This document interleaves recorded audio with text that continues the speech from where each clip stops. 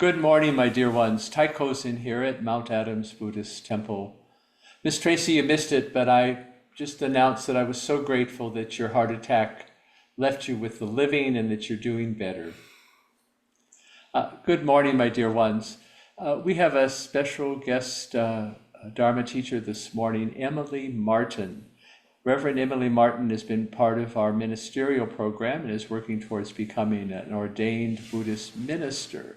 She has two kids, a husband, a great life. She's a very active environmental scientist, and she's been a good friend for many, many years. So welcome, Emily. And Emily, would you like me to do the candle and the Danlei, or do you want to pass on that this morning? It's your call. I think you should do that. All right. Volunteers for the incense chant and volunteers for the Danlei. Emily, yes. Which are you volunteering for? It doesn't matter to me. And Tam raised her hand. What are you volunteering for, Tam? Emily does better at the Danlei. I will do the incense chant. Good. That'll be fine.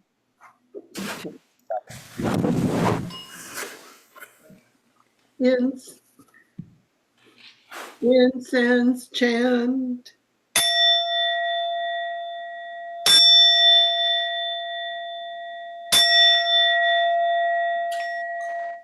Presets incense, liberation of use incense, cloud of lighted incense pouring into the Dharma realms. Offering to the highest teachers of the 10 directions. I respectfully bow to the altar of the incense cloud. Bodhisattva.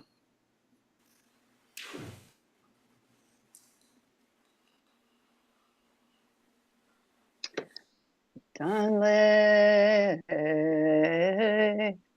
I bow respectfully to all directions of space, all realms past, present, and future, the 10 directions, all Buddhas, the honored Dharma, the enlightened Sangha, the permanent three treasures.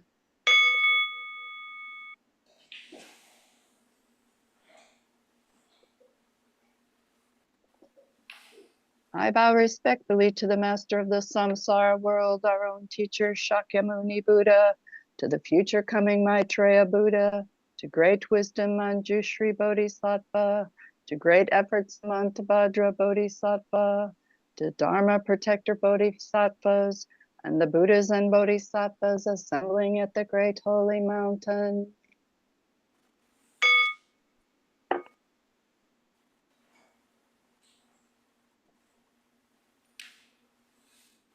I respectfully bow to the great love, great compassion, Amitabha Buddha of the Western Paradise, to the great compassionate Avalokiteshvara Bodhisattva, to the great power Mahastampa Bodhisattva, to the great Bauka Siddhigarbha Bodhisattva, and to the Bodhisattvas in the pure ocean.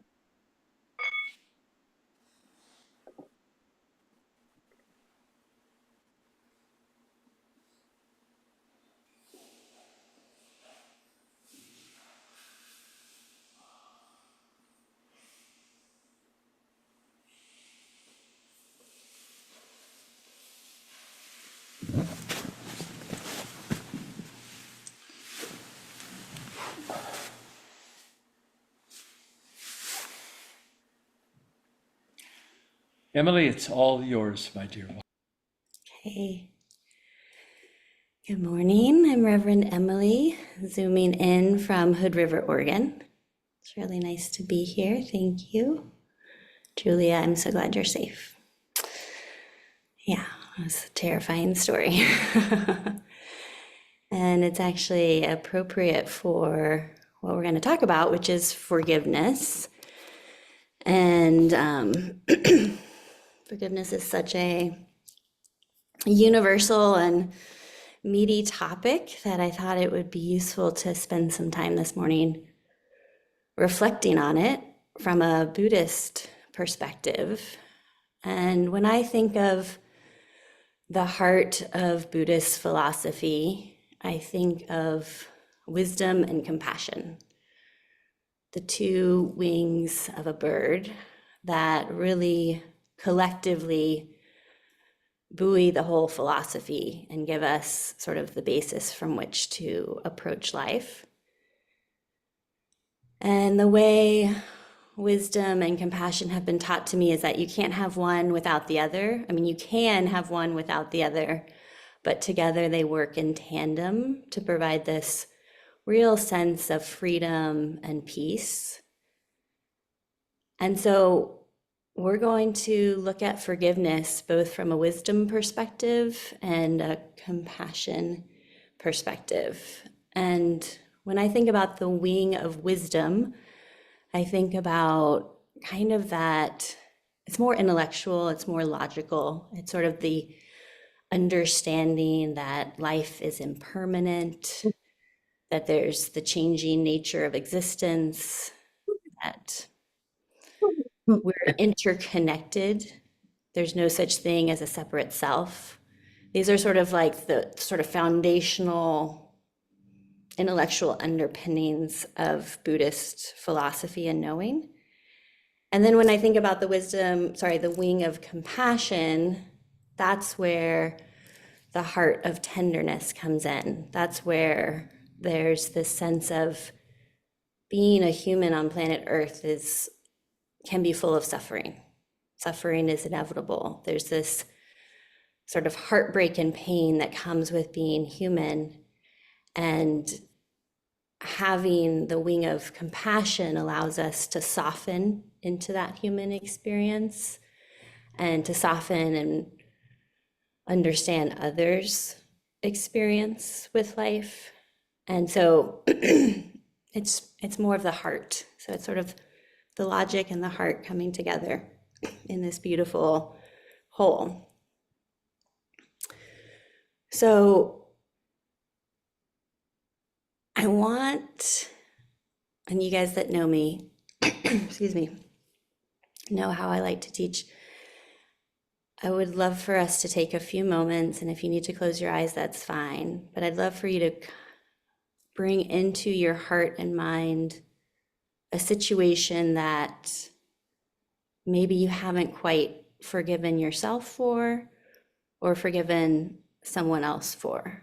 So a situation where perhaps you have the desire to forgive, the intention to forgive, but for whatever reason, you haven't reached that larger place, that more expansive place of peace around it. So I'm going to just give us, I'm looking at the clock, just a minute to reflect, to bring up something that maybe is unresolved in your heart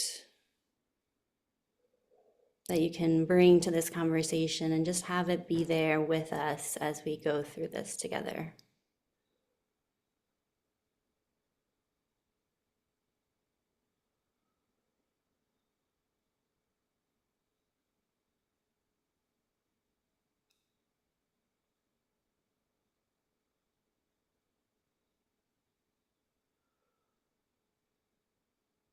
Okay, beautiful. So I invite you to kind of keep that in your energetic experience as we have this conversation. And let's first look at this scenario with wisdom. And I want to offer two stories that are Buddhist in nature. And the first one I had never heard before, but as I was researching this, I found this Buddhist story, and I'd love it if any of the more experienced Dharma teachers have reflections on this afterwards. But the story goes, someone throws a rock and hits you, and the Buddhist teacher asks you, who are you upset with? And of course you respond, well, I'm upset with the person that threw the stone at me. And the teacher says, well, why aren't you upset at the stone? The stone is what actually hit you. And the student replies, well, I'm not upset at the stone because the stone is this inanimate object. You know, it didn't know what was happening. It just got picked up and thrown at me. It's not the stone's fault, it's the person's fault. And the teacher replies, well, the person that threw that, it's actually the pain that caused them to throw the stone. So the person is just like the stone, caught up, thrown by his or her pain. And I love that story because we all know that we all have Buddha nature, good hearts, right? No one would ever say that we're born with an evil heart, right? But because of our conditioning, because of external circumstances, perhaps because we weren't given love, we act out of our pain, we act out of our anger. And so we're like this stone that gets thrown. And so to me, that really embodies these qualities of wisdom, which is that we're all interconnected and there is no separate self, and we are a product of our circumstances. The second story I want to share about forgiveness within the wisdom context is one I think we often talk about because I just think it's compelling, which is the story of Angulimala. And I know most of us on this call have read Old Path, White Cloud, and so we may know the story of Angulimala being this sort of holy terror, right? He's this guy that was wandering the streets during the historical Buddhist time, and he was literally killing people. He was murdering people and chopping off their fingers, and he had this necklace of all the fingers of the people that he had killed, right? And he was terrorizing communities. And there was one morning where Angulimala was in the same spot as the Buddha was teaching that day. And all of Buddha's disciples said, don't go out, close your doors. We're not going to collect alms today. Angulimala's on the street. And the Buddha said, I'm not afraid. What are you talking about? I'm not going to be afraid. I'm going to continue on my journey. And sure enough, he's on the street and he runs into Angulimala.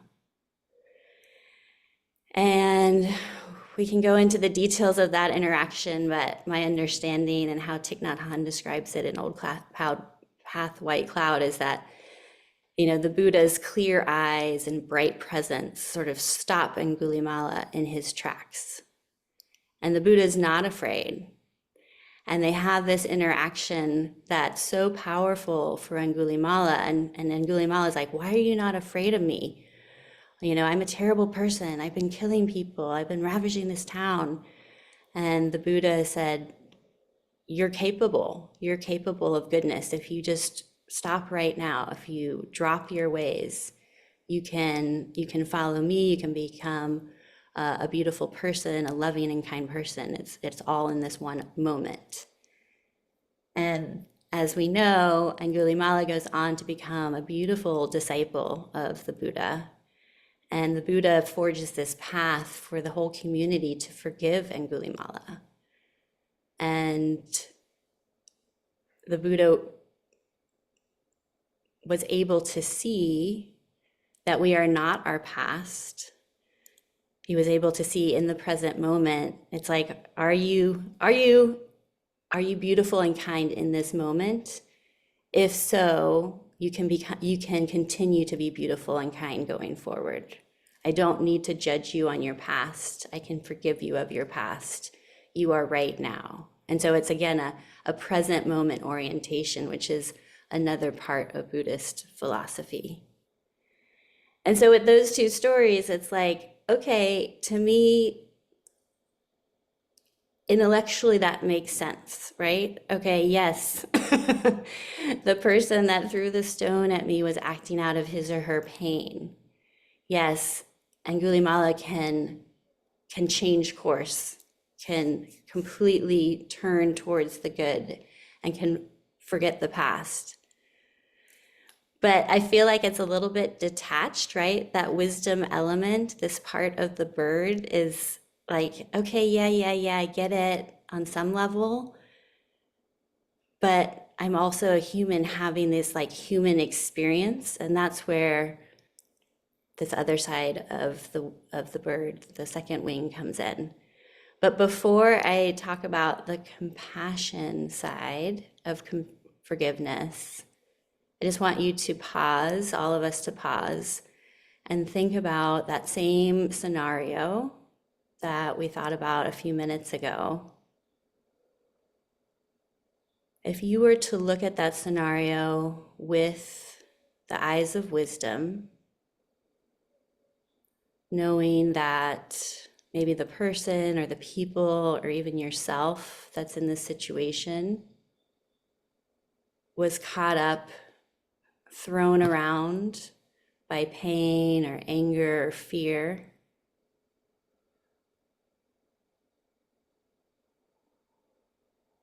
and that this was just one moment in time, this experience. It doesn't mean that at their heart or at your heart that you're a bad person, but that you've had these bad actions, but at any time you could turn towards the good. Can you see your scenario, the one that needs forgiveness, through the eyes of wisdom?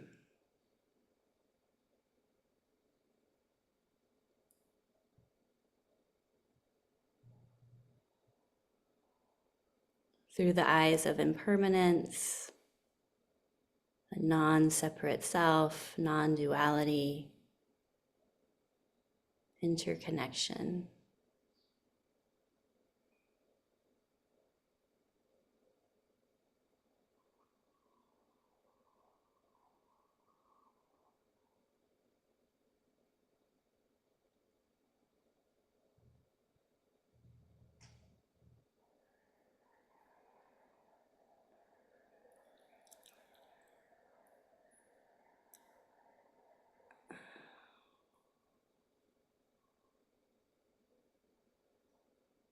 And now I'd like to look at the other wing, the wing of compassion,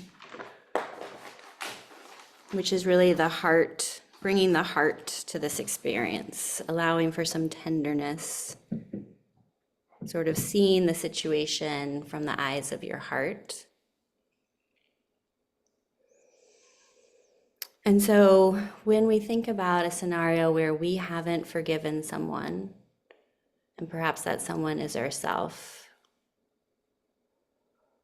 forgiveness, the act of forgiveness, the process and practice of forgiveness can be very nurturing and healing to our own heart.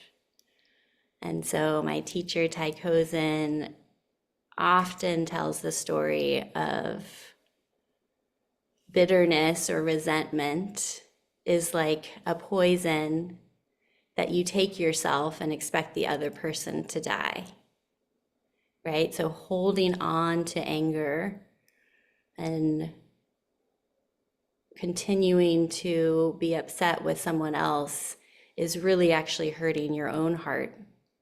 And so forgiveness, the act of forgiveness, is a practice to heal and to soothe one's own self, not to try to change or manipulate or change the situation or change the other person in any way.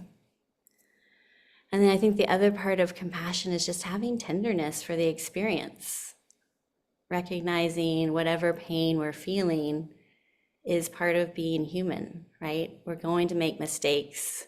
We're going to be angry. We're going to have fear. We're going to act out of these states. That's just being human. It takes a long time for us to become whole, beautiful, compassionate people. Even though we're born that way, we're also born into all these circumstances, all this armoring that happens on our heart. And so this wing of this Buddhist philosophy is really allowing us to see this experience in a more open and forgiving way.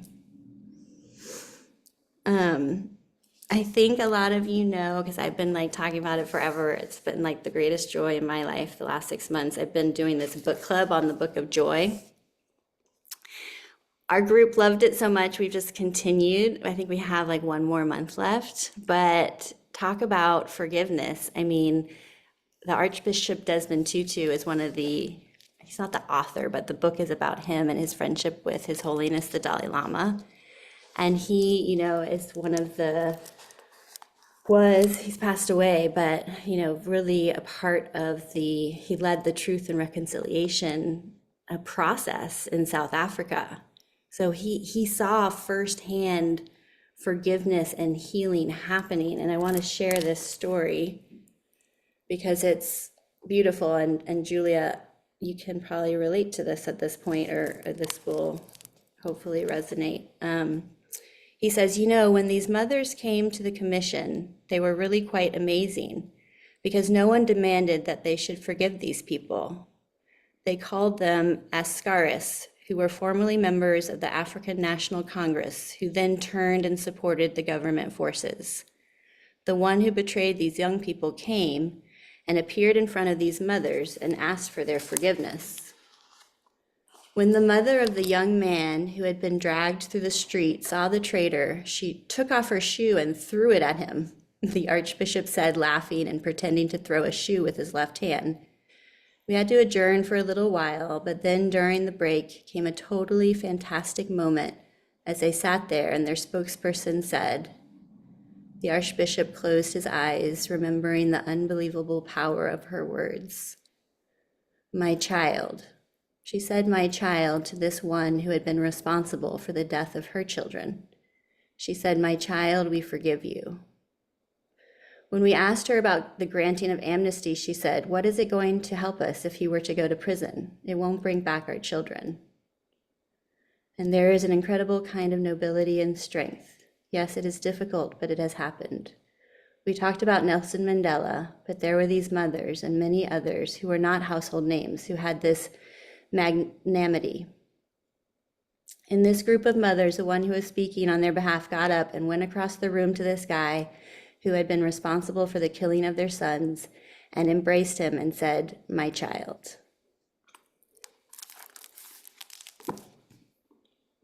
And I suspect we all have personal stories of forgiveness and the capacity for forgiveness, even with the most terrible of things.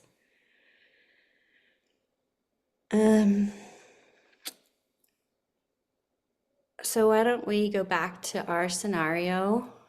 Maybe close your eyes for a moment. Bring back that situation that's unresolved in your heart. And see if there's a way to reflect on it with the eyes of the heart, this wing of compassion, this tenderness for human suffering.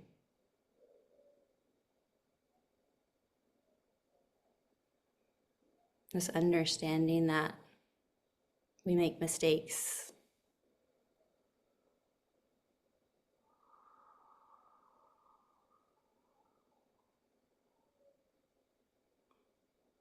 That we are just like others, that our heart is good.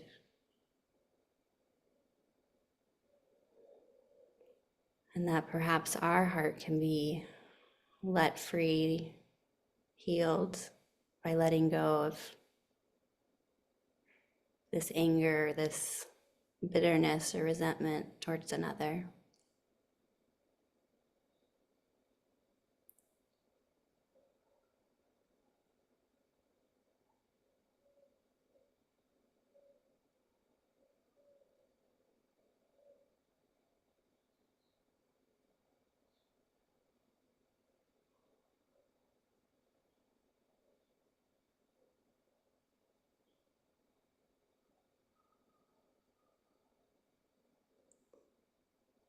And maybe while we're sitting here and reflecting on this, I'll offer our last words.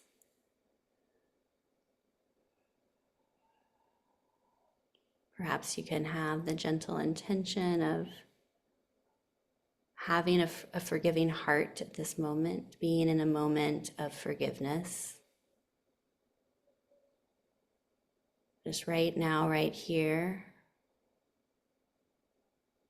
allowing your heart to be tender and embracing of this scenario and the people.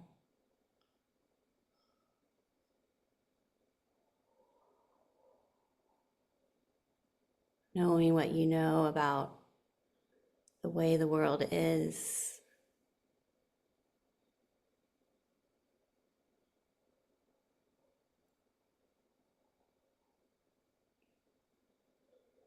And I'd like to end with a Martin Luther King Jr. quote, which really resonates with me because I've been thinking a lot about forgiveness as a practice, just as mindfulness is a practice, just as being here right now in the present is a practice. He says, forgiveness is not an occasional act, it is a constant attitude. And so I invite us to have that forgiving attitude today for ourselves and to cultivate that. And that is my Dharma talk.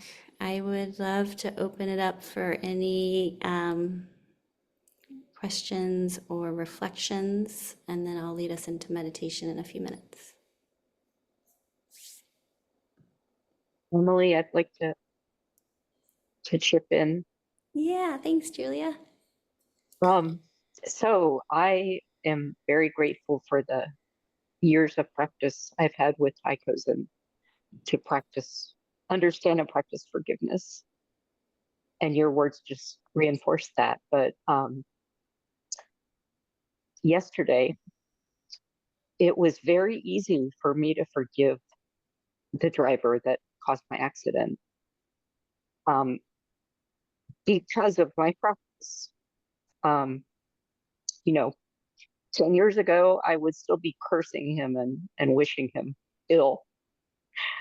But I immediately, as soon as I heard that he had run away, I felt a lot of compassion because I'm saying it was a big white pickup truck. That's a stereotype, but in my mind, it's a he. And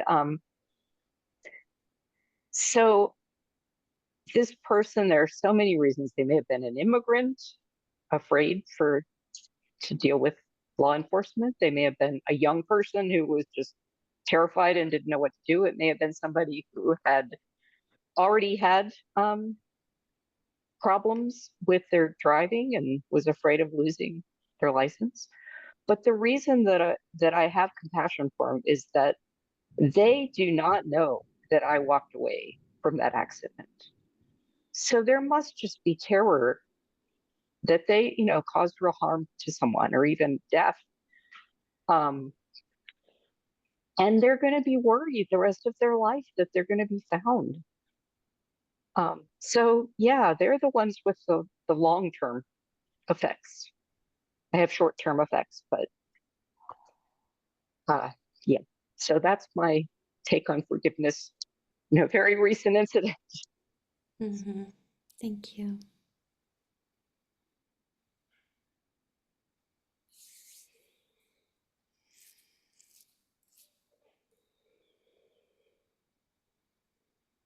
I've got something, Emily. Sure. So I'm here at my beautiful homestead, which I spent decades putting together, and I have this wonderful, wonderful person taking care of the place, but they're very bold and also a little averse to instruction, I guess. And we had a little emergency where our neighbors, where we had a processing kitchen, said, "We want everything out of the barn." And so this is all the stuff that he had to quickly get out of the barn, or he felt that he had to quickly get out of the barn. And so here it is in my carport. And this carport used to have all sorts of storage of all sorts of things in here, but he had this vision of doing even better. And so he took it apart, and now we've got all of this junk all over the place. So he made the project bigger than it needed to be, and took it on without consulting me or without asking for help. I would have just negotiated with the neighbors and said, "Hey, you need to let us do this in an orderly way." But I'm going to be the hero.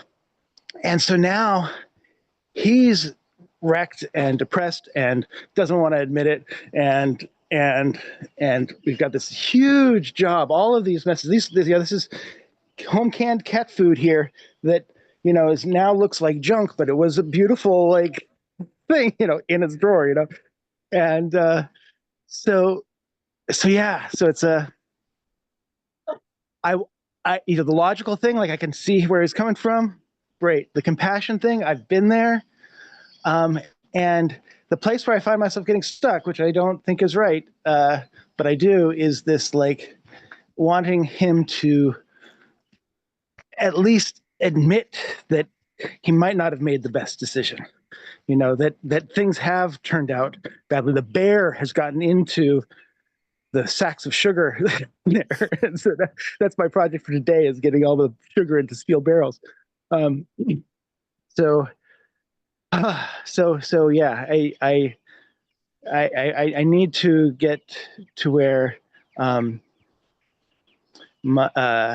forgiveness is like a gift, where it's given without expectation, as opposed to where, I want that, crying mercenary to say, please forgive me for slaughtering your kids, to be crying and asking for the forgiveness, as opposed to just, forgiving them. So that's my fault. And just to bless my beautiful farm steward, Cam, I'm going to show you guys one of the beautiful things he's done, which is he's got this whole flock of chickens he's just starting right now.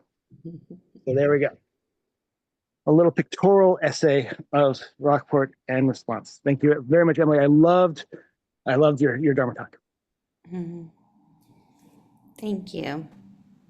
Yeah, that's the challenge and the rub of cohabitation or coexistence with someone, and the choices they're making, and how to maintain one's own peace in the midst of people making choices that you probably wouldn't have made for yourself. So thank you.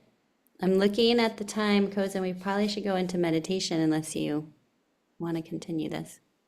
I'd love to continue, but it is, Okay, I'll lead us into meditation if you'd like. please.